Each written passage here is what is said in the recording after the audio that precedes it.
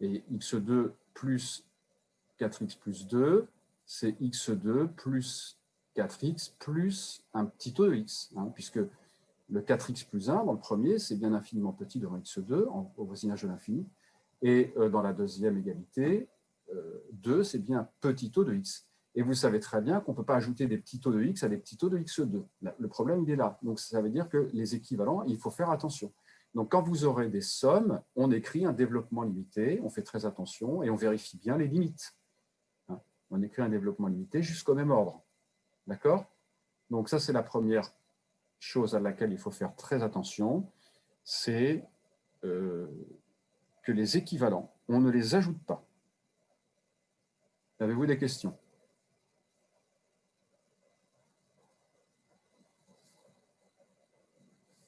Je change de page. Deuxième chose à laquelle il faut faire attention, je l'ai dit plein de fois et je le répète, pour utiliser la règle des équivalents, il faut la positivité d'une fonction.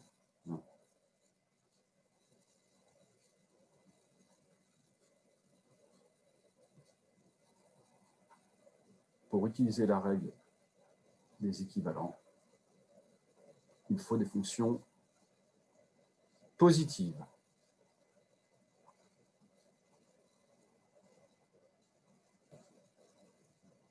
Alors, quand je dis positive, entre parenthèses, ou négative, hein, puisque si l'intégrale d'une fonction converge, l'intégrale de moins f converge, ça veut dire, c'est-à-dire on parle de fonction de signe constant.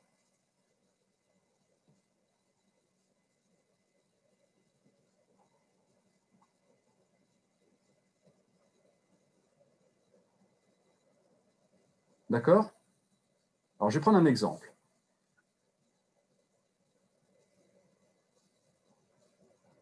Deux intégrales. La première, i, intégrale entre 1 et plus l'infini de sinus x sur racine de x.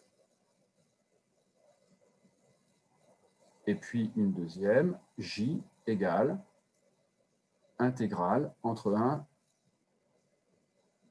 et plus l'infini de log de 1 plus sinus x sur racine de x. Voilà. La première, si je i, on a vu hier une règle, elle est de la forme racine de x puissance 1,5, hein, donc elle converge. On l'a vu hier, hein, car 1,5, c'est positif. C'est la règle qu'on a vue hier. D'accord? La deuxième.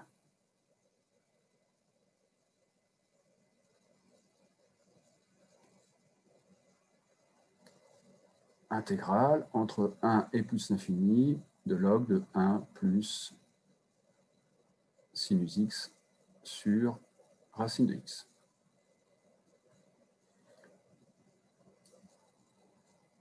Log, pardon, c'est log que je voulais écrire.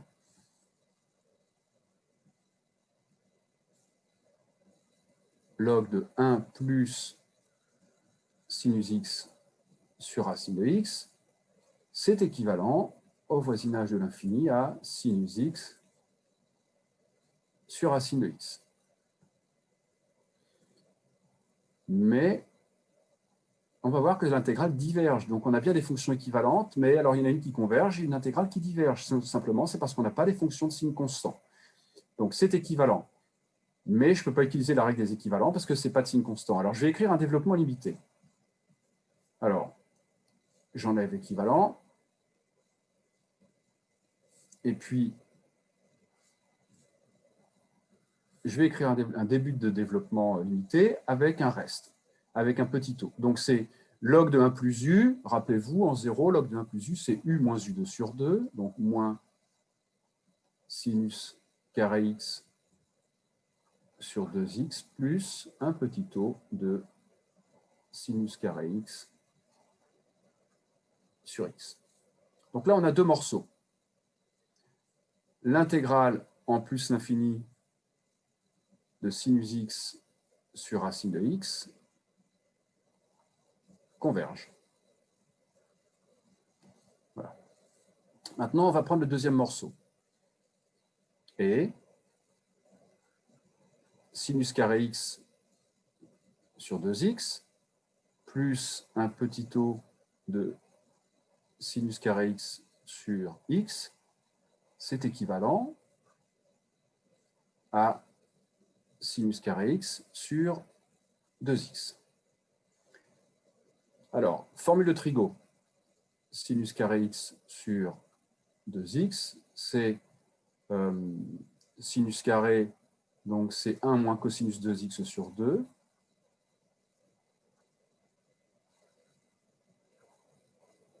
Voilà.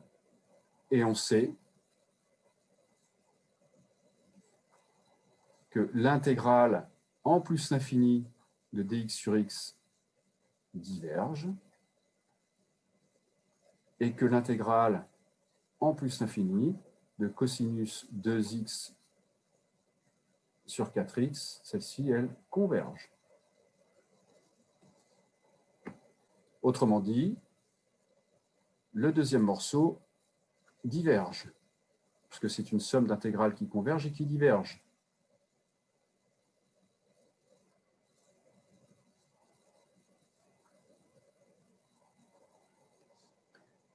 Donc vous voyez, je vais changer de page. Est-ce que je peux? Oh non, non, pas encore.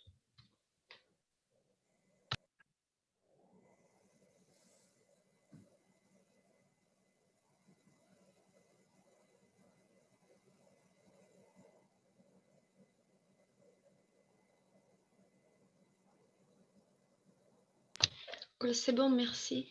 Bon, alors je change de page. Donc, on a montré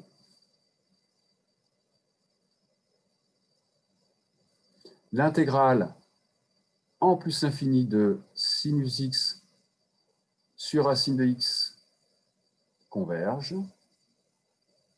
L'intégrale en plus l'infini de log de 1 plus sinus x sur racine de x, celle-ci, elle diverge, alors que on a l'équivalence.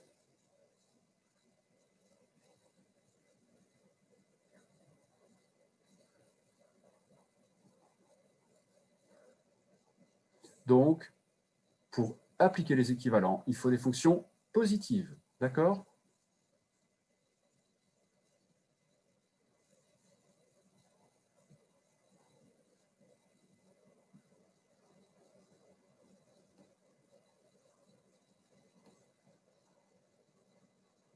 Il faut des fonctions. Alors, je vais écrire de signes constants.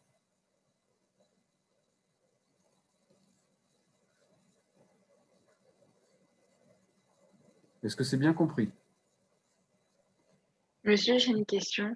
Oui. Du coup, ça veut dire que même si le premier équivalent est positif, constant, le deuxième peut être négatif, constant? Non, on a montré que si de toute façon on a une fonction positive et qu'elles sont équivalentes, l'autre sera positive. Ok, Ça veut dire qu'elles seront toutes les deux positives ou toutes les deux négatives. d'accord. Voilà. Voilà. Merci. Est-ce que vous avez des questions sur la deuxième chose à laquelle il faut faire attention?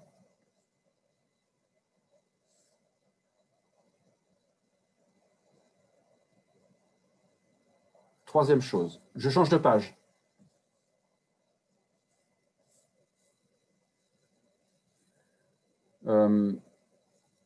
Convergence de l'intégrale en plus l'infini de f et limite en plus l'infini de f. Vous avez souvent tendance à confondre les deux. Ça n'a aucun rapport. Donc, on sait l'intégrale en plus l'infini de dx sur x diverge alors que la fonction tend vers 0.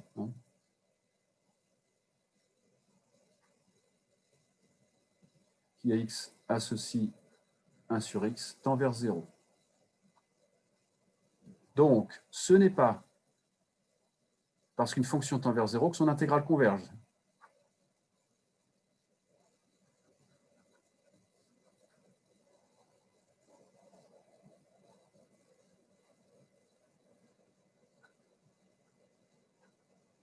Son intégrale en plus l'infini converge. Alors, tend vers 0 en plus l'infini, hein, évidemment. Donc ça, souvent vous dites ça dans les exercices, la fonction tend vers 0, donc l'intégrale converge. Non, la preuve, on connaît un exemple. Dx sur x, ça diverge. Donc voilà, ça, premier résultat. Ce n'est pas parce qu'une fonction tend vers 0 en plus l'infini que son intégrale en plus l'infini converge. Maintenant, on va considérer l'intégrale, soit l'intégrale entre 1 et plus l'infini de x sinus x3.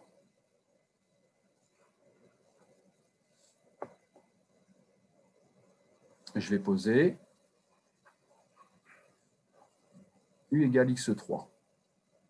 du égale 3 x2 dx. dx égale du sur 3. X, c'est u puissance 1 tiers, donc u puissance 2 tiers.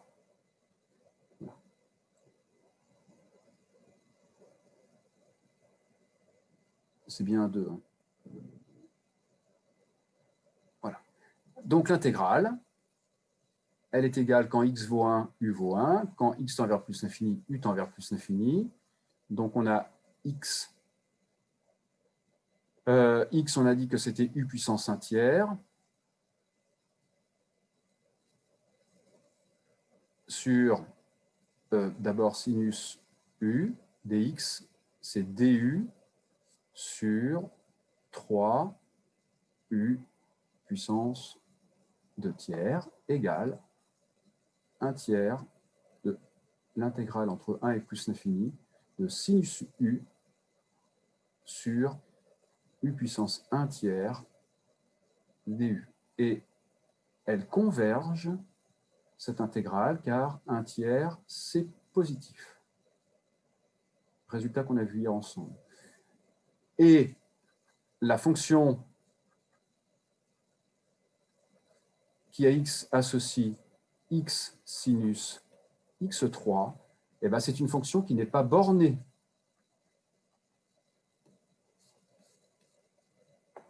D'accord? Ça veut dire qu'on peut très bien avoir une fonction pas bornée dont l'intégrale en plus l'infini converge. Donc, vous voyez, alors, on va noter ça. Une fonction non bornée en plus infini peut avoir son intégrale en plus l'infini qui converge. Peut avoir intégrale en plus l'infini convergente. Donc une fonction f non bornée en plus l'infini peut avoir intégrale en plus l'infini de f convergente. Alors vous voyez bien, tout ça pour dire qu'il n'y a aucun rapport entre l'intégrale en plus l'infini de f et la limite en plus l'infini de f. Puisque dans le premier cas, j'ai une fonction qui tend vers 0, son intégrale diverge. Et dans le deuxième cas, j'ai une fonction qui n'est pas bornée, qui prend des valeurs infinies, alors que son intégrale converge. D'accord? Est-ce que vous avez bien compris ça?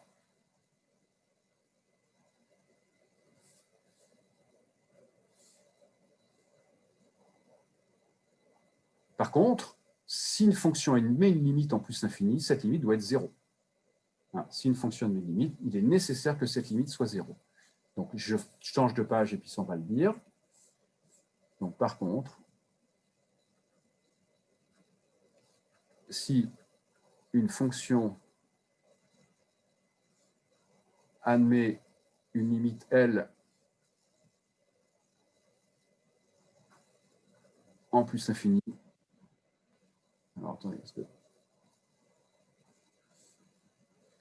il est nécessaire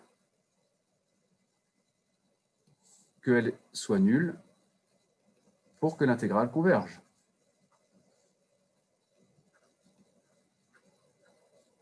donc si une fonction f admet une limite L en plus l'infini, il est nécessaire que L égale 0 pour que l'intégrale en plus l'infini de f converge. Ça, c'est clair, hein. Regardez, si vous avez une fonction qui tend vers L, en plus l'infini, ben, pour que l'air sous la courbe admette une limite, il faut bien que L soit nulle. Sinon, forcément, l'air étend vers l'infini, si elle n'est pas nulle. Voilà. Donc tout ça, il faut bien l'avoir en tête. Il n'est pas nécessaire qu'une fonction tende vers 0 en plus l'infini pour que l'intégrale converge. Mais si une fonction admet une limite en plus l'infini, il est nécessaire que cette limite soit nulle pour que l'intégrale converge. Voilà.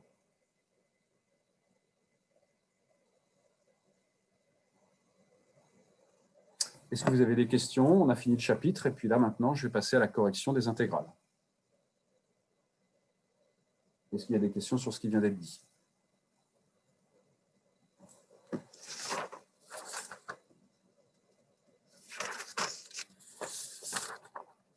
Apparemment non. Donc, je cherche la feuille d'exercice. Oui, voilà, je l'ai. Puis... Monsieur, j'ai une question sur, Oui. sur ce que vous venez de dire. En fait, sur le tout premier truc que vous avez dit, vous avez donné l'exemple de la fonction dx sur x et Oui. elle tend vers 0. Et là, Oui. vous venez de dire que si la limite c'est 0, l'intégrale, elle peut converger. Elle peut. C'est-à-dire que Ah, ok. elle peut. Je veux dire, si une fonction admet une limite, il est nécessaire que cette limite soit 0 pour que l'intégrale converge. Je n'ai pas dit que ça suffisait, mais j'ai dit qu'il était nécessaire que cette Ok, limite. d'accord. Parce que vous voyez que si la limite n'est pas nulle, d'après mon dessin, l'air sous la courbe va tendre forcément vers l'infini. Ok, merci. J'ai bien dit, hein, nécessaire.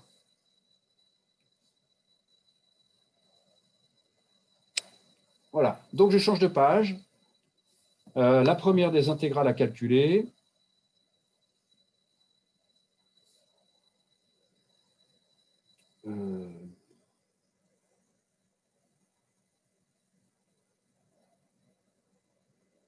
Je ne sais plus, c'était intégrale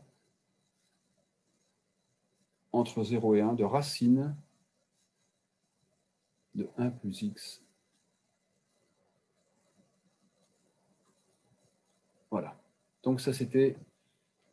On doit corriger celle-ci.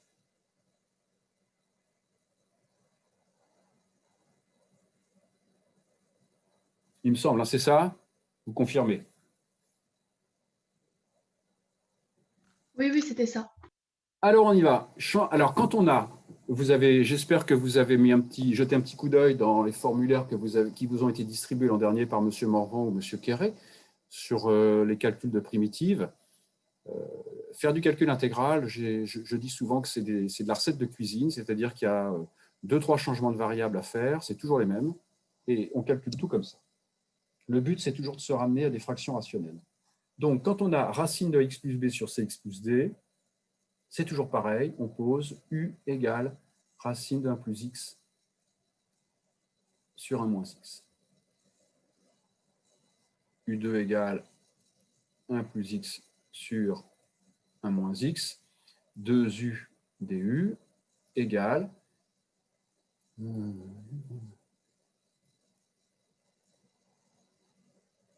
voilà,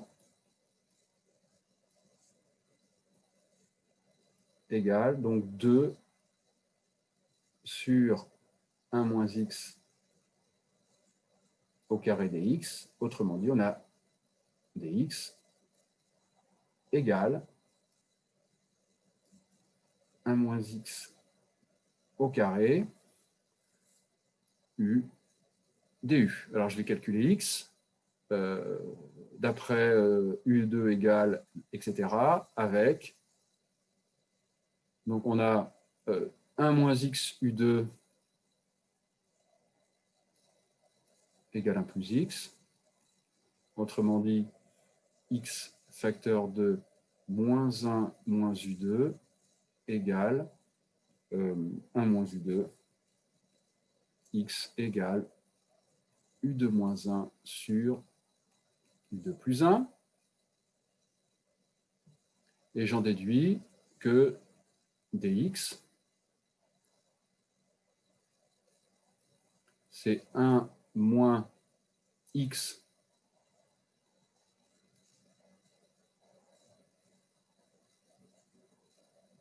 au carré, u du, égale, alors on va avoir u2 moins u2, 1 moins 1, 2, 4 sur u2 plus 1 carré, u du. Voilà dx. Donc, j'en déduis que l'intégrale, alors on n'oublie pas de changer les bornes, quand x tend vers 0, quand x vaut 0, parce qu'il n'y a pas de problème, quand x vaut 0, u vaut 1.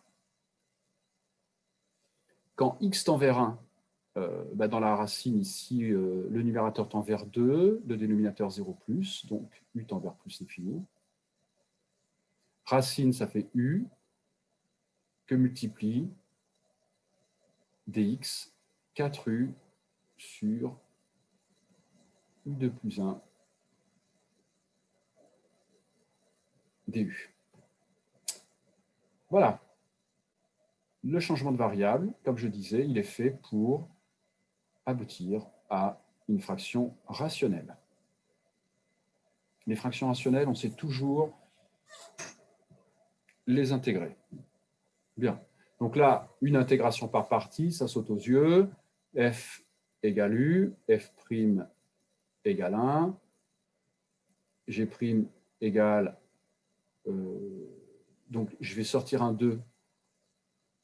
Ouais, je mets...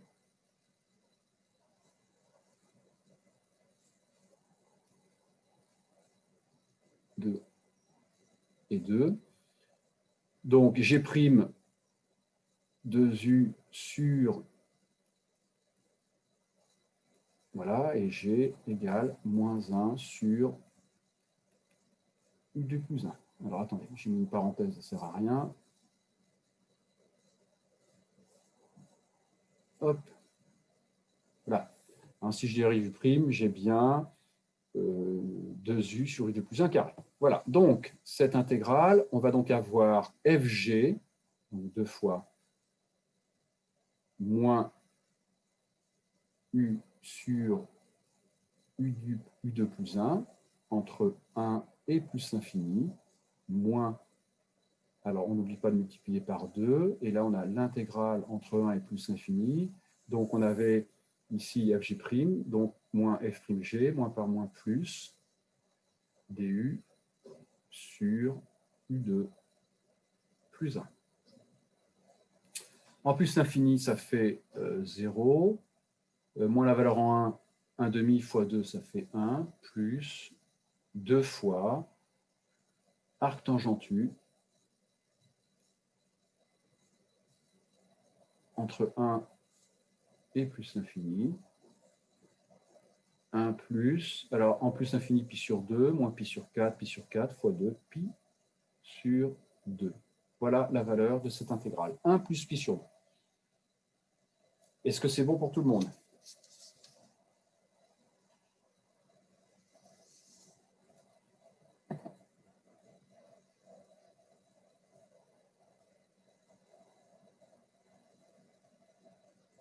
C'est bon? Tout le monde a obtenu ça? Pas de questions? Alors je change de page pour calculer la suivante.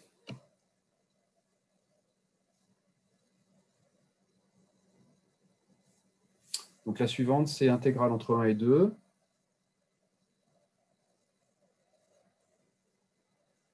X arc sinus 1 sur x sur racine de x de moins 1. Bon, on a déjà montré la convergence. Une intégration par partie. F égale arc sinus 1 sur x. F' égale, alors, arc sinus u, u' sur racine de 1 moins u2 égale moins 1 sur x, racine de x de moins 1. Et G' x sur racine de x2 moins 1, g égale racine de x2 moins 1. Voilà. Donc l'intégrale, elle est égale à racine de x2 moins 1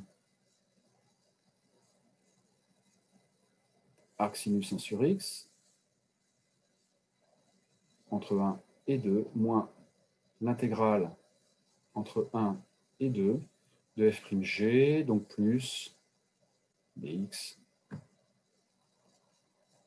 sur x. En 2, racine de 3, arc sinus 1 demi, pi sur 6. En 1, ça vaut 0, plus log de 2. Voilà. Avez-vous des questions?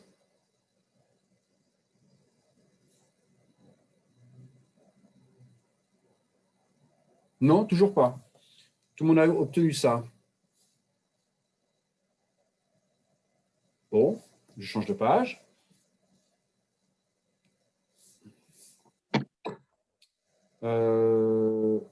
Intégrale entre 0 et plus l'infini.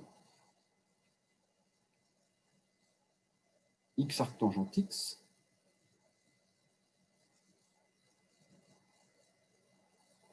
Sur x de plus 1 carré. Excusez-moi, monsieur.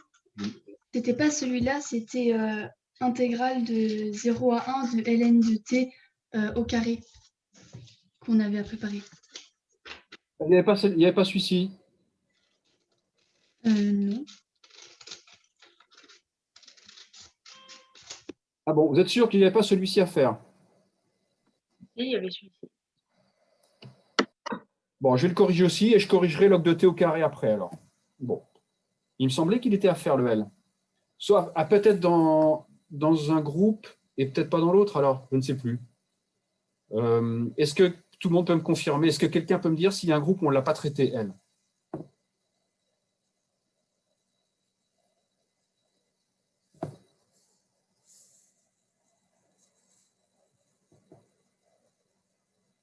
Ah, il y a un groupe qui l'a pas eu. Il y a un groupe avec. Bon, alors donc je corrigerai en TD demain, alors à ce moment-là. Non, ben, je vais traiter d'abord la convergence, comme ça ce sera fait pour tout le monde. Je vais d'abord traiter la convergence. Voilà. Et après, je ferai le calcul. Donc, la fonction qui a x a ceci, x arc tangente x sur x2 plus 1 carré, localement intégrable et positive sur 0 plus l'infini. Donc, il n'y a pas de problème en 0. Je l'appelle f. F de x, c'est équivalent en plus l'infini. Alors, arc tangente x pi sur 2. x2 plus 1, c'est équivalent à x2, donc 1 sur x3. Et l'intégrale en plus l'infini de dx sur x3 converge. Hein, entre parenthèses, 3 plus grand que 1. D'accord? C'est bon pour la convergence?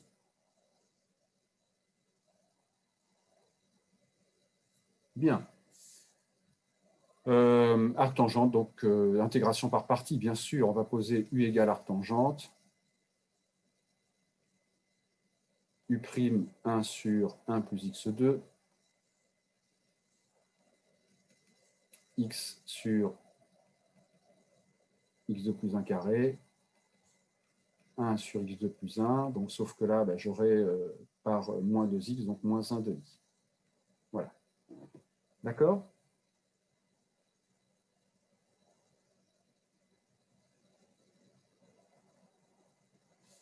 Alors, i égale le crochet moins arc tangente x sur 2 x2 plus 1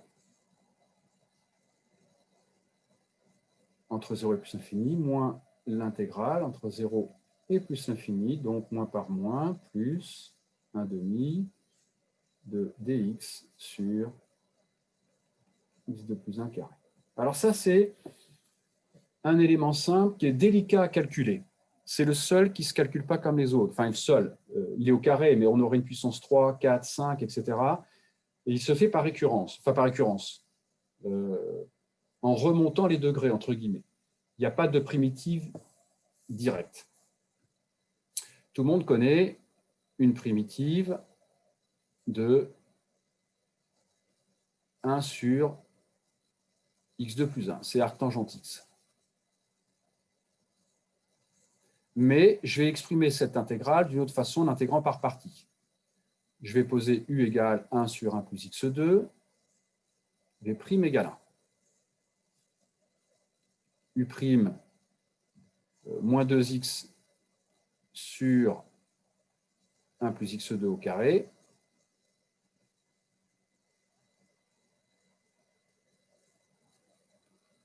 v égale x. Donc ça, c'est égal à x sur 1 plus x2 moins l'intégrale, la primitive, donc moins par moins plus 2 fois x2 sur x2 plus 1 carré dx. N'oublions pas qu'on cherche ça. Voilà. Alors, regardez, petite astuce qu'on fait 50 fois, qu'on a déjà fait 50 fois, plus 1 moins 1. Autrement dit, c'est égal à x sur 1 plus x2, plus 2 fois la première intégrale, x2 plus 1 sur x2 plus 1 carré, ça fait 1 sur x2 plus 1, c'est arctangente x. Et ensuite, moins 2 fois l'intégrale que je cherche.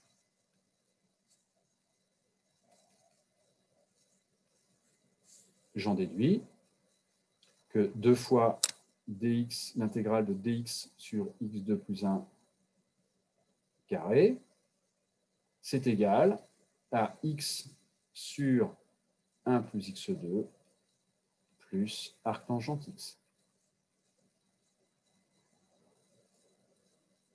Donc, l'intégrale, la primitive de dx sur x2 plus 1 carré, c'est égal à x sur 2 fois x2 plus 1 plus 1 demi de arctangente x. Voilà comment on calcule une primitive de cet élément simple. J'en déduis que i. Alors le crochet, en plus l'infini, il vaut 0.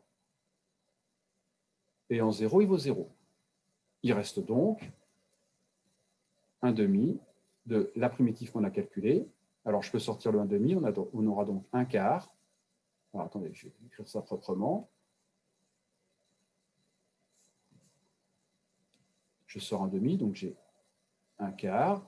J'ai donc x sur x2 plus 1 plus arctangente x entre 0 et l'infini. En plus l'infini, le premier morceau 0, le deuxième pi sur 2, donc pi sur 8. La valeur en 0, 0. Et voilà la valeur de cette intégrale, pi sur 8. Est-ce que vous avez des questions?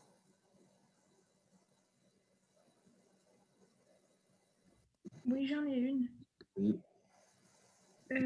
Quand vous avez sorti le 1,5, pourquoi ça vous fait un quart? J'ai pas compris ce que vous avez fait. Parce que j'avais déjà un demi devant l'intégrale. D'accord, merci. Il est là, il est là.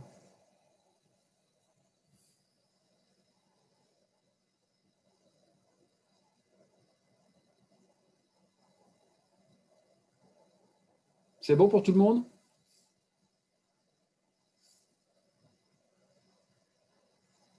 Alors maintenant, l'intégrale entre 0 et 1 de log de t au carré.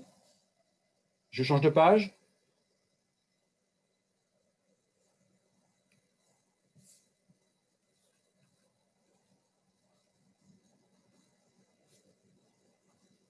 Bon, u égale log de t au carré, U' 2 log de t sur t, P' égale 1.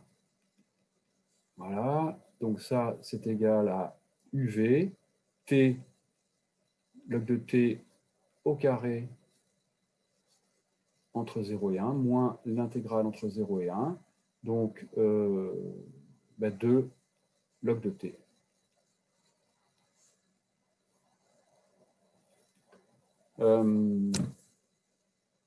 En 1, ça fait 0, en 0, ça fait 0. Et l'intégrale, ici, on l'a déjà calculé. Il me semble qu'on a trouvé moins 1, donc ça fait 2. Voilà.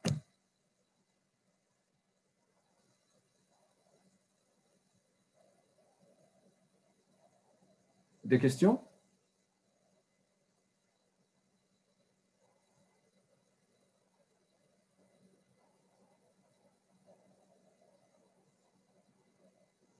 Bien. Je vais passer au problème. J'espère que vous l'avez trouvé intéressant. Moi, je trouve qu'il est intéressant. Alors, dans la troisième partie, les intégrales que vous calculez, K2 et K3, en fait, ça se généralise, on peut calculer Kn. Mais bon, après, c'est plus technique de calculer Kn, mais j'espère que vous avez obtenu les intégrales K2 et K3.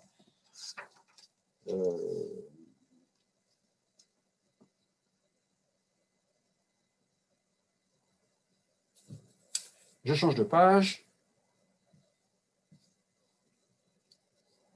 Donc, le but de la première partie, c'est d'obtenir la valeur de l'intégrale entre 0 et l'infini de sinus t sur t dt. Voilà. Elle ne se calcule pas par des méthodes classiques, intégration par partie ou changement de variable, puisqu'il n'y a pas de primitive connue. Voilà. Donc, on calcule ça autrement. Alors, montrer que l'intégrale, il faut montrer que l'intégrale, donc, entre 0 et plus l'infini de sinus t sur t converge.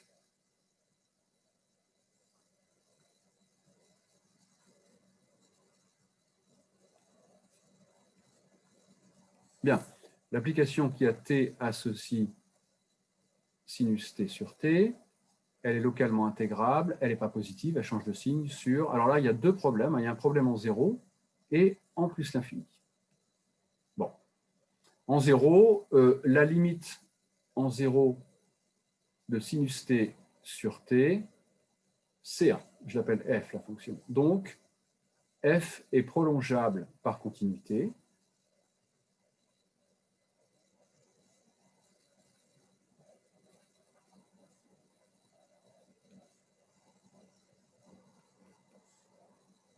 Donc, l'intégrale converge. D'accord?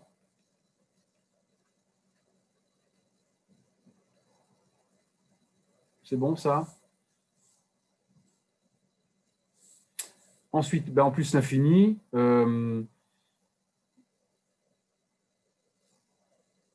c'est du cours. On a vu ça ensemble. L'intégrale en plus l'infini de sinus t sur t, on sait qu'elle converge. Alpha égale 1, positif. D'accord? Donc, on a bien l'intégrale qui converge.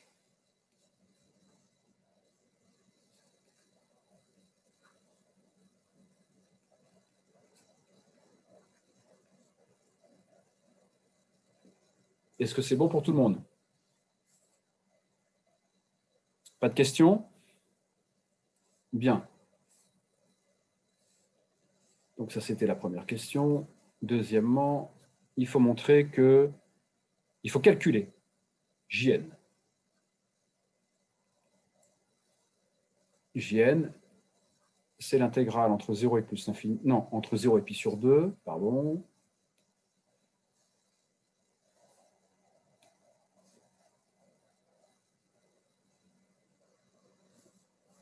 De sinus 2n plus 1 t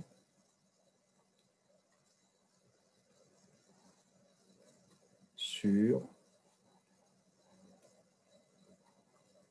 sinus t. Alors d'abord, on va dire, c'est une intégrale généralisée, on va dire un petit mot de sa convergence. Sinus 2n plus 1 t sur sinus t, c'est équivalent en 0 à 2n plus 1.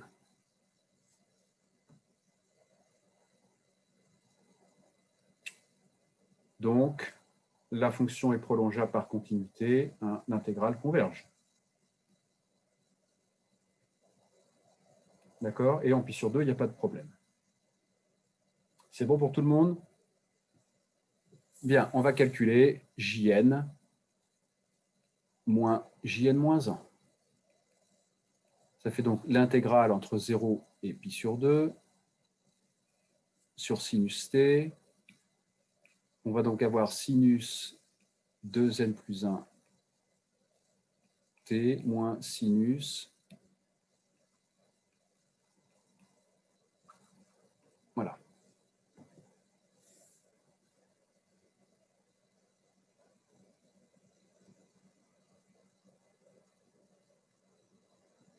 Bien, alors je rappelle que sinus a plus b, sinus a cosinus b plus sinus b cosinus a, sinus a moins b, sinus a cosinus b, moins sinus b cosinus a. Autrement dit, on a sinus p moins... Monsieur, j'ai une petite question. C'est pas sinus de zen de t? Ben non, je remplace n par n. Bah, n-1, oui. Ben, si je remplace C'est n n, plus 1, non, devant. ben, il y a 2. Ok. Ben, si je remplace n par n-1, ça fait 2. Ok, ouais, je suis désolé. Bien, alors sinus p moins sinus q, ça fait... il est où mon crayon? Ben, je l'ai perdu. Ah, voilà. Moins 2. Sinus p moins q sur 2, cosinus p plus q sur 2. Donc ça fait l'intégrale, donc moins 2, intégrale entre 0 et pi sur 2.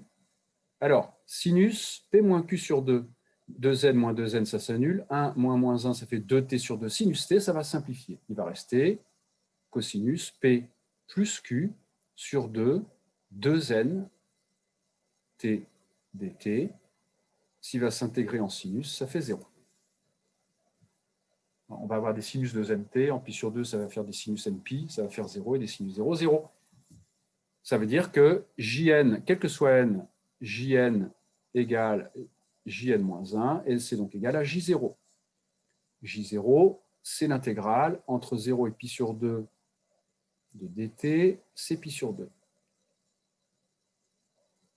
Quel que soit n appartenant à n, jn égale pi sur 2. Est-ce que c'est bon pour tout le monde?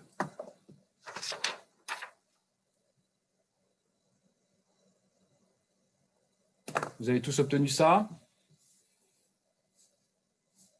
Des questions?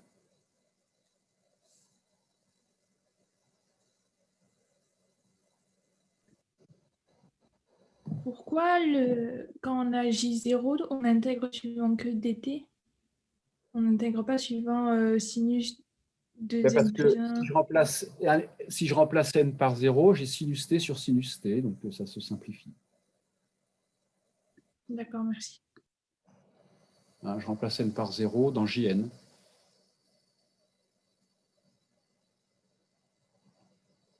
Est-ce qu'il y a d'autres questions? Je passe à je change de page. La question 3, rappelez-vous, on l'a traité déjà ensemble en début d'année. C'était les exercices de début d'année que je vous avais demandé de préparer. Donc, on a l'application phi. S prolonge en une fonction C1 sur 0 pi sur 2. Donc, il n'y a pas de problème. D'accord? Oui, monsieur, Oui. le T, il est compris dans le sinus, du coup? Ben oui. Et du coup, pour l'équivalence du début, j'ai pas trop compris comment vous avez fait. Quelle équivalence? Bah, quand t tend vers 0, enfin, en t au voisinage de 0, c'est équivalent à sinus de 2n plus 1. Ou 2n plus 1. Parce que sinus U, c'est équivalent à U en 0.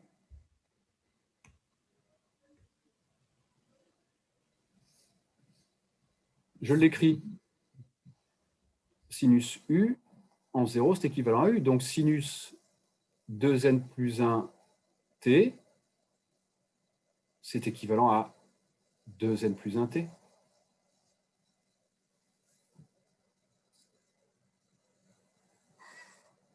Oui? Oui ou non? Oui, mais vous aviez écrit 2n plus 1, tout simplement. Oui, parce qu'on a et sinus t, c'est équivalent à t. Donc, si je fais le quotient des deux, Ah oui, oui, oui, oui. Ah oui, ok. il reste bien 2n plus 1. Oui, merci. D'accord? Oui. Donc, la question 3, je ne la fais pas puisqu'on l'a déjà faite. Vous avez la correction, on l'a corrigée ensemble. C'était un exercice de début d'année. L'application phi, elle se prolonge en une fonction C1. D'accord? Alors, je gomme ce que j'ai écrit là.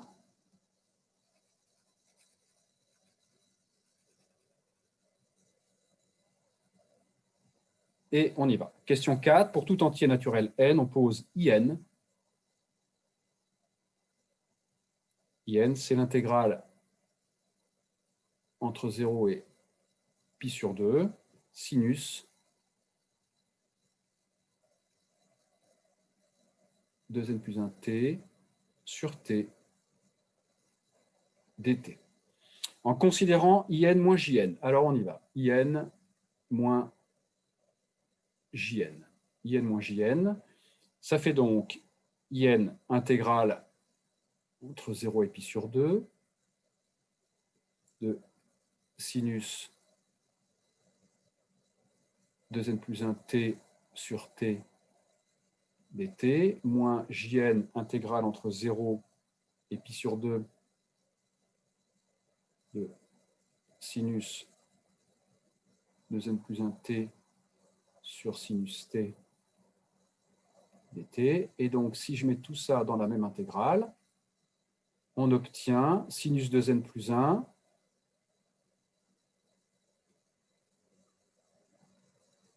t que multiplie 1 sur t moins 1 sur sinus t, phi de t. Voilà. D'accord?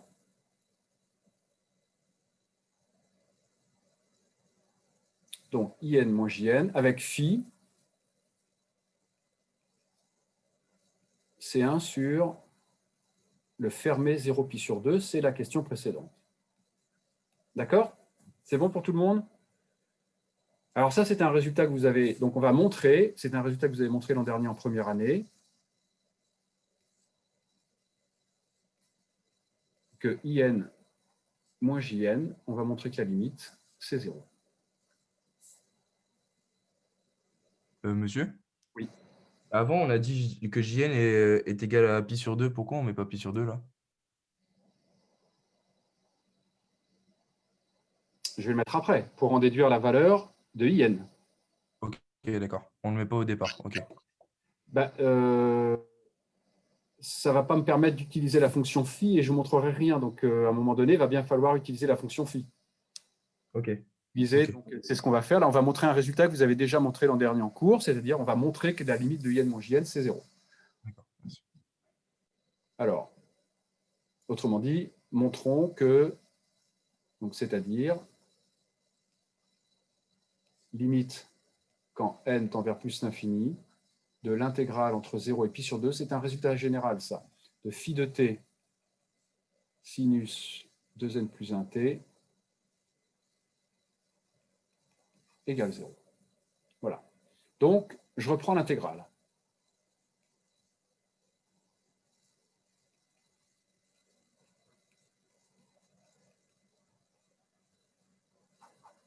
Et je vais faire une intégration par partie. Je vais poser u égale phi, u' égale phi prime.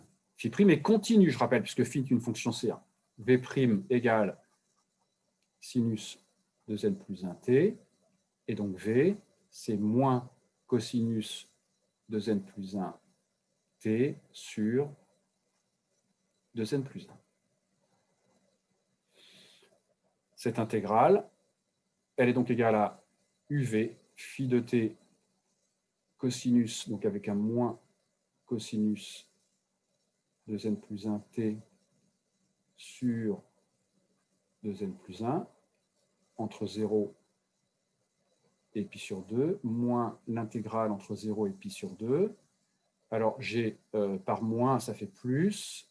Je sors le 1 sur 2n plus 1. Et donc, je vais avoir phi prime de t cosinus 2n plus 1 t dt. D'accord? Bien, le crochet. On a en pi sur 2, cosinus 2n plus 1 pi sur 2, ça fait 0. Il reste donc phi de 0 sur 2n plus 1. Je ne sais plus combien on avait trouvé, mais peu importe. Il me semblait que phi de 0, c'était 0, mais ça n'a pas d'importance. Plus 1 sur 2n plus 1, intégrale entre 0 et pi sur 2 de phi prime de t cosinus. Voilà. Et il faut chercher la limite de ça. Bon, ça tend vers 0. Il n'y a pas de problème puisqu'on a 1 sur 2n plus 1. Là, on a 1 sur 2n plus 1. Mais le problème, c'est qu'on a 2n plus 1 aussi dans l'intégrale. Mais l'intégrale entre 0 et pi sur 2 de phi prime de t cosinus 2n plus 1t en valeur absolue, c'est inférieur ou égal à l'intégrale entre 0 et pi sur 2 de valeur absolue de phi prime de t, et le cosinus, je le majore par 1. Et ça, c'est une fonction continue. Donc ça, c'est un nombre fini. Pardon, je prends ma gomme. Donc c'est une intégrale définie, ça. Ça, c'est un nombre m. Il n'y a pas de problème, ça existe. Ça veut dire que la limite, quand n tend vers plus l'infini, de in moins jn, c'est 0. Or, là, j'utilise le fait que jn, c'est pi sur 2, ce qu'on a montré. La limite de in moins pi sur 2, c'est 0. Et donc, je montre ce qui est demandé, c'est que la limite de in, c'est pi sur 2.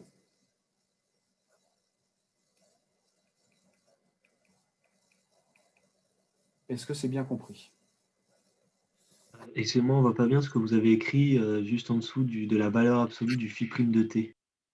C'est 0, c'est une fonction continue. Alors, je vais l'écrire autrement. Ok, merci.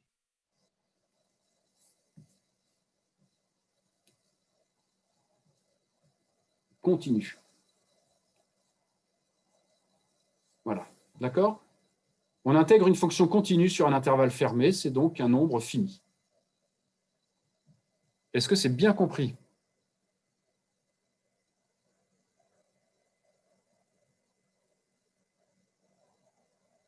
Maintenant, il faut en déduire la valeur de l'intégrale entre 0 et plus l'infini de sinus t sur t. Est-ce que je peux changer de page? Alors, on vient de montrer ça.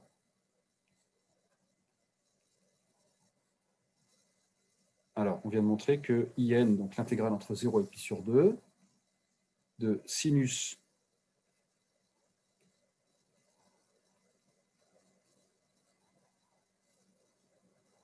sur t, c'est pi sur 2. Voilà, alors je reprends cette intégrale.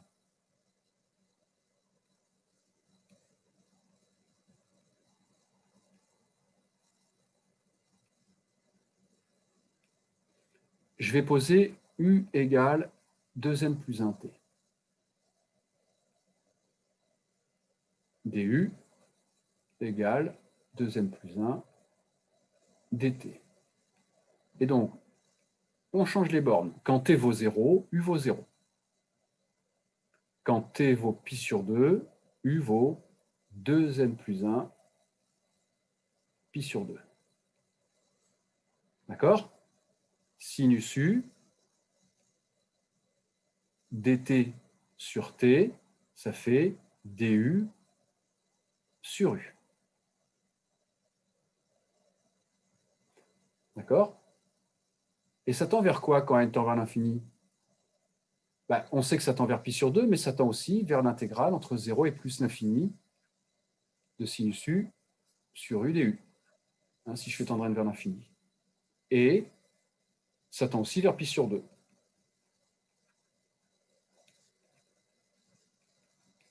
On en déduit l'intégrale qu'on cherchait. L'intégrale entre 0 et plus l'infini de sinus t sur t. Cette intégrale vaut pi sur 2. Et voilà comment on la calcule. Est-ce que vous avez des questions?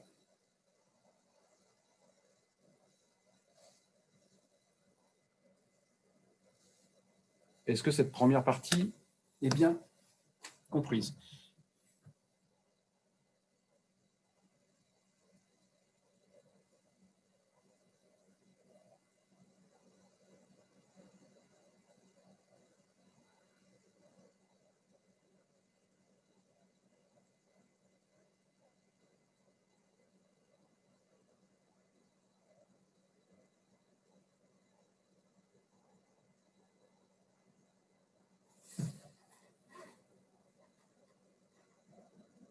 Pas de questions?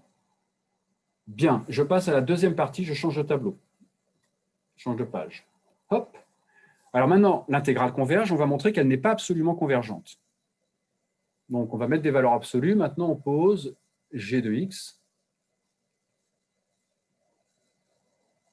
égale intégrale entre 0 et x de valeur absolue de sinus t sur t dt. Et on va montrer que ça n'a pas de limite quand t tend vers l'infini. D'accord? Quand x tend vers l'infini, pardon. Montrer que pour tout entier naturel n, alors on y va, g de n plus 1 pi moins g de n pi, ça fait donc l'intégrale entre n pi et n plus 1 pi de valeur absolue de sinus t sur t dt. Alors voilà la fonction 1 sur t.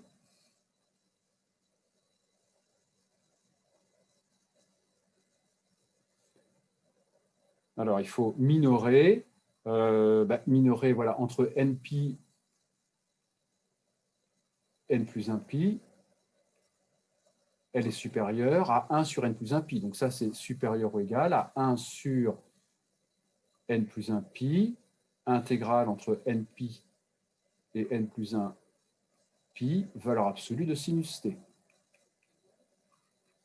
Est-ce que d'abord, ça c'est clair?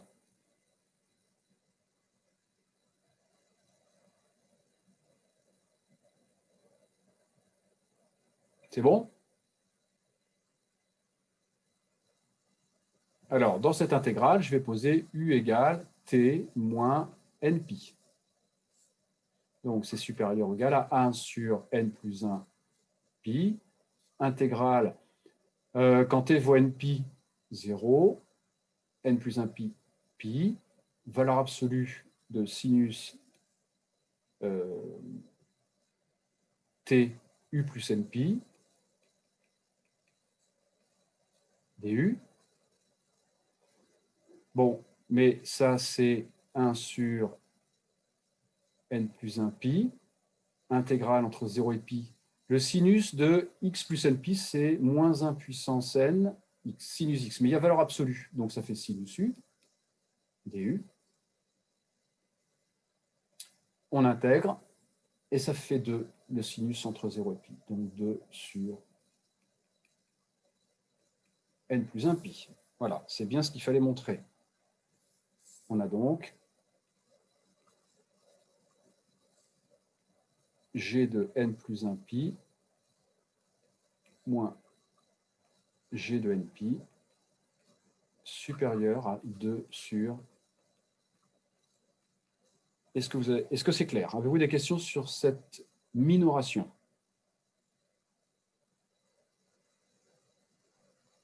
Pourquoi est-ce qu'on n'a pas utilisé plutôt sinus t pour faire, faire la minoration? Par exemple, là, vous avez utilisé 1 sur t. Parce qu'il y a une question posée, c'est-à-dire que j'essaie quand même de montrer ce qui est demandé. Parce que par quoi est-ce que j'aurais minoré le sinus? Je l'aurais minoré par 0. Est-ce que ça a intérêt de minorer par 0? C'est pas ce qu'on demande. Ouais, ça va. Si j'avais minoré par 0, vous tirez à rien. Donc c'est pour ça qu'il faut faire autre chose. Ok. Si je minore le sinus sur 0 pi, je ne peux pas le minorer mieux que par 0. Oui, bah oui. Ok, d'accord. Voilà. Donc, c'est toujours pareil, on essaye, et puis si on voit que ça n'aboutit pas, on essaye autre chose. D'accord? Alors maintenant, il faut conclure. Alors, conclure, je change de page.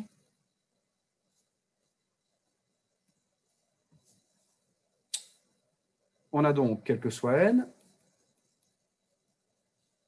g de n plus 1 pi moins g de n pi supérieur ou égal à 2 sur n plus 1 pi. G de n pi moins g de n moins 1 pi 2 sur n pi, g de pi moins g de 0 supérieur ou égal à 2 sur pi. J'ajoute tout ça. G de n plus 1 pi, tout s'annule. Hein. Et g de 0, ça fait 0. Autrement dit, g de n pi, qui est l'intégrale entre 0 et n plus 1 pi, de valeur absolue de sinus t sur t dt, c'est supérieur ou égal à 2 sur pi, que multiplie 1, plus 1,5, plus 1 tiers, plus 1 sur n plus 1. Voilà.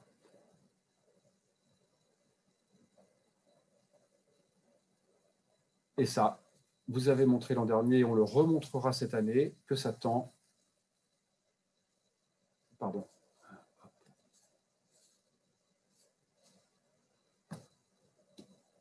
Ça tend vers plus l'infini. Autrement dit, l'intégrale entre 0 et plus l'infini de sinus t sur t, en valeur absolue, cette intégrale diverge. Donc elle converge sans valeur absolue, mais elle diverge avec des valeurs absolues. C'est-à-dire qu'elle est convergente, mais elle n'est pas absolument convergente. Est-ce que ça, c'est bien compris?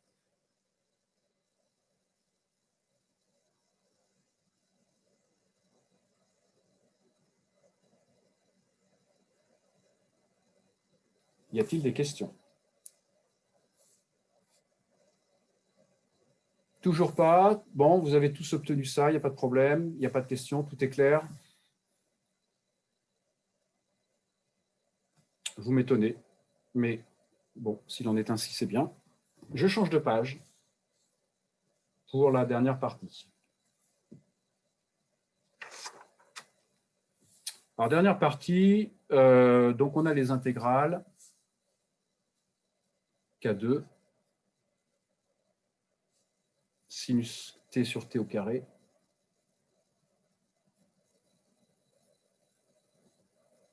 et K3.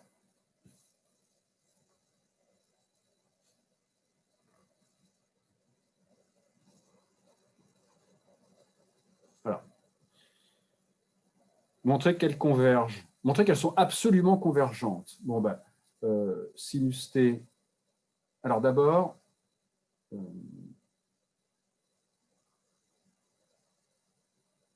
oui, en valeur absolue.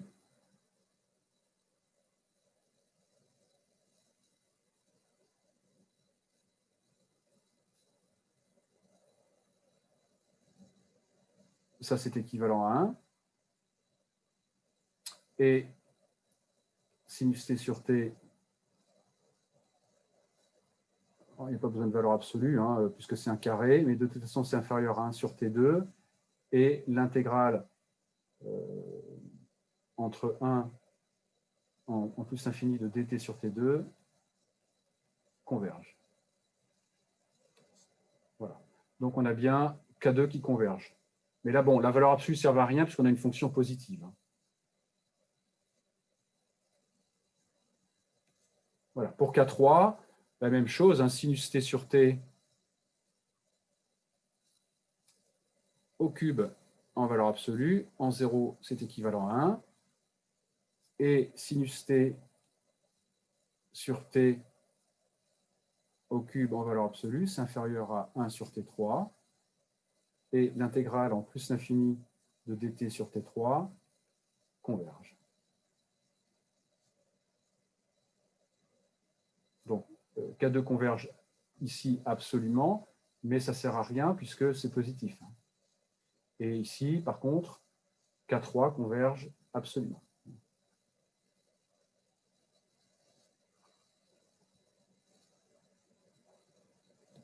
Des questions sur ces convergences?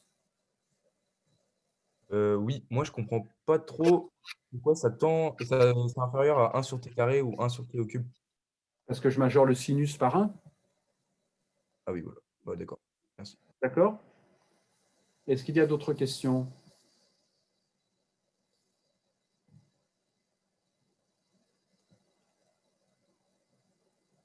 Alors, question 2. Je change de page.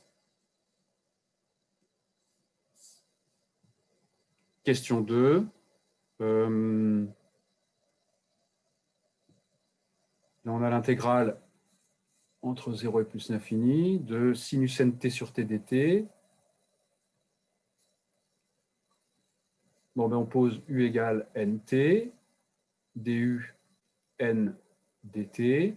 Et donc ça fait l'intégrale quand t vaut 0, u vaut 0. Quand t tend vers l'infini, u tend vers l'infini. Sinus u sur u du. Et ça converge. Et on sait que ça vaut pi sur 2. Donc l'intégrale converge. Et on a bien sa valeur. Sa valeur, c'est pi sur 2. D'accord? Est-ce que vous avez des questions? Bien. Alors, on va calculer maintenant les K2 et K3.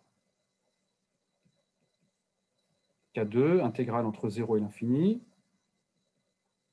Sinus carré t sur T2 dt.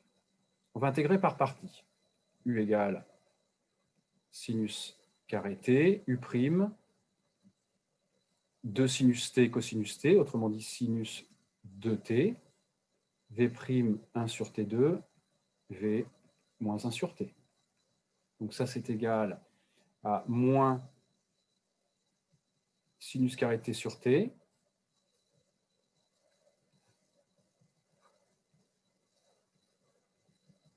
moins l'intégrale entre 0 plus l'infini, plus sinus 2t sur t.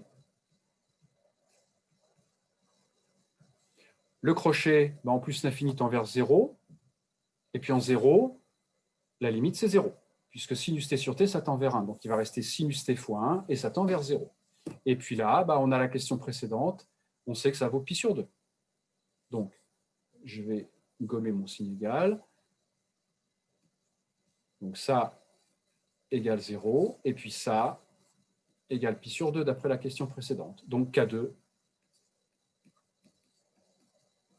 égale aussi pi sur 2. Est-ce que vous avez des questions?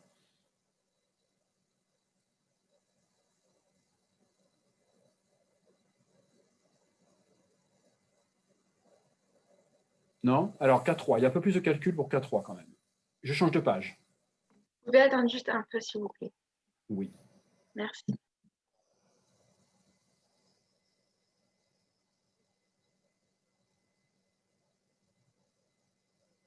C'est bon. Alors, K3.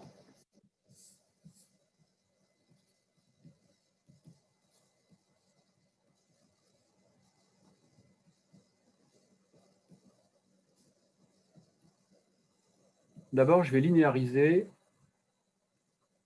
sinus cube t. Sinus cube t, c'est exponentielle it moins exponentielle moins it sur 2i au cube. Donc ça fait ei 3t moins 3eit plus 3e moins it moins e moins i3t sur moins 8i. ei3t moins E moins I3C, c'était 2i sinus, donc moins un quart de sinus 3t. Et puis là, on a moins 3 fois 2i. Donc, ça fait plus 3 quarts de sinus t. Bon, la linéarisation. Il n'y a pas de problème. Hein, vous avez fait ça l'an dernier. Donc, K3, c'est l'intégrale. Entre 0, j'ai dit des quarts, et puis j'écris des tiers, pardon. La gomme, hop. Hein, puisqu'on a EI3T moins E moins I3T, ça fait moins 2I sinus, moins 2 sur moins 8.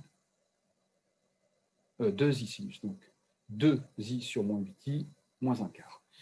K3, intégrale entre 0, alors je sors un quart, intégrale entre 0 et l'infini, moins sinus 3t, plus 3 sinus t sur t3 dt. Intégration par partie.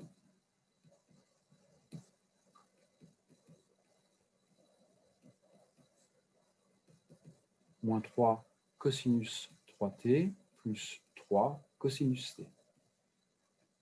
V' égale 1 sur t3. V moins 1 demi de 1 sur t2. Donc K3 égale 1 quart. Le crochet. UV moins... donc avec le moins, ça fait donc plus. Sinus 3t moins 3 sinus t sur 2t2 entre 0 et l'infini. Donc moins 1 quart. Et donc là, on a moins u'v, moins par moins plus fois 1 demi plus 1 huitième.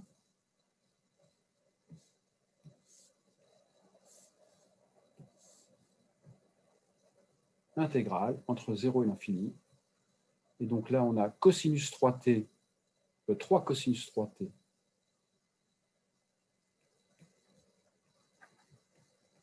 donc plus 3 cosinus t sur t2 dt. Le crochet. Quand t tend vers l'infini, en 0, d'abord on va avoir 3t moins 3t, ça s'annule. Les premiers termes vont être en t3. Donc sur t2, ça va tendre vers 0. Et en plus l'infini, ça vaut 0. Il reste donc 1 huitième de l'intégrale entre 0 et plus l'infini de moins 3 cosinus 3t plus 3 cosinus t sur t2 dt.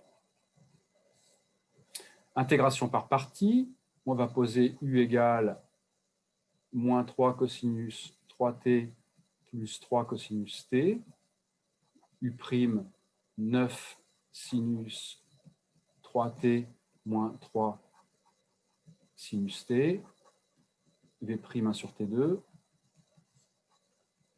moins 1 sur t.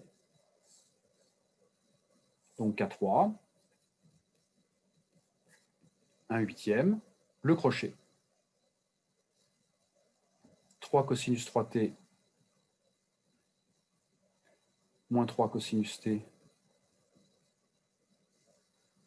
sur t entre 0 et l'infini,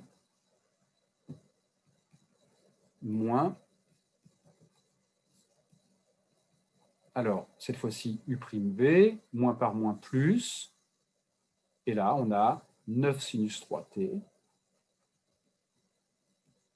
moins 3 sinus t,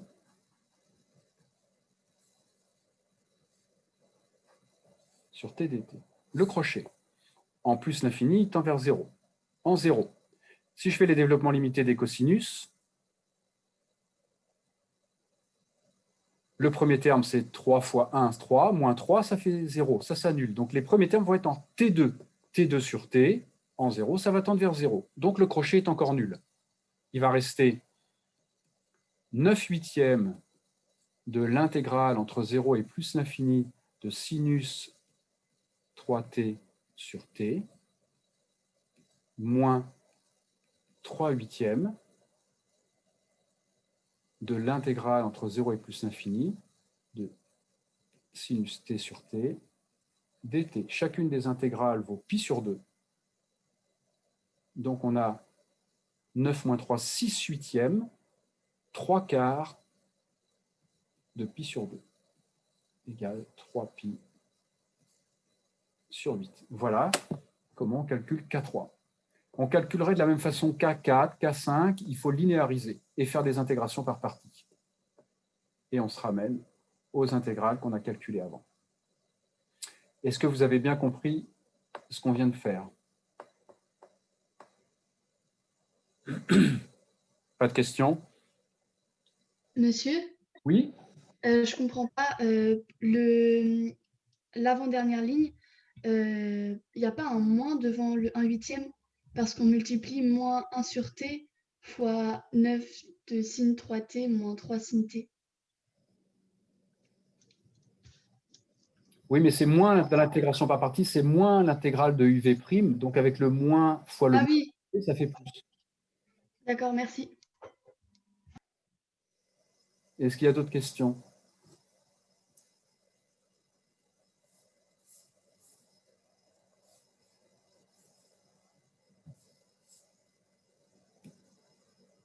Monsieur? Oui. Monsieur? Oui, oui. Oui, j'ai une question. Écoute, Si, vous m'entendez? Oui, oui. c'est pour tout à l'heure. Comment? J'avais une question tout à l'heure que j'ai pas trop compris. Enfin, c'était pour la deuxième partie, la question 2. Quelle question 2? Dans quelle partie? La deuxième partie et la question 2 où il faut conclure. En fait, à un moment, vous avez écrit. Alors, attendez, je reviens en arrière. Je reviens en arrière. Ça. Oui, ouais, bah, c'est là, ouais. Ouais. En fait, je comprends pas trop justement pourquoi ça diverge. Parce que si je fais tendre n vers l'infini, l'intégrale, on va avoir l'intégrale entre 0 et l'infini, et la suite à droite, elle diverge, elle tend vers l'infini. Et c'est plus grand, l'intégrale est plus grande. Mais je comprends pas justement si n tend vers l'infini, par exemple 1 sur n, ça tendra vers 0. Oui, mais j'ajoute, c'est pas la suite 1 sur n, c'est 1 plus 1 demi, plus 1 tiers, plus 1 quart, c'est une somme. On ajoute une infinité de termes. Ah, ok, oui, ok. Des termes de plus en plus petits, mais j'ajoute une infinité de termes. Oui, ok. Celle-là, vous avez montré l'an dernier qu'elle tendait vers l'infini. On va le refaire d'ailleurs. Ok, merci. Monsieur, Oui. dans le diaporama juste avant celui-là, vous avez minoré, mais j'ai pas vraiment compris comment. Ici, quand vous êtes de la deuxième à la troisième ligne.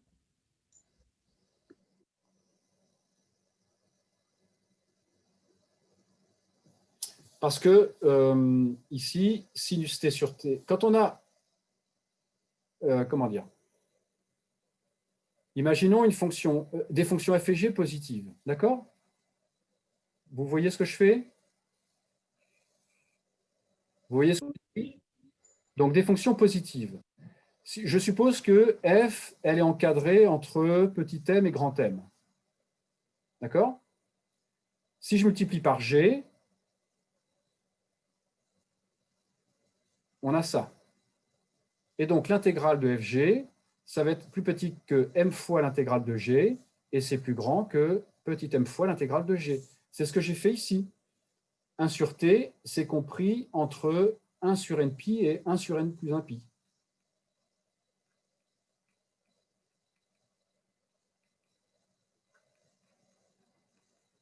D'accord? D'accord, merci. Donc si je multiplie tout ça par valeur absolue de sinus, j'ai donc valeur absolue de sinus sur n plus 1 pi, plus petit que sinus en valeur absolue sur t, etc. Voilà. C'est les majorations des intégrales. C'est bon? Oui, oui, merci.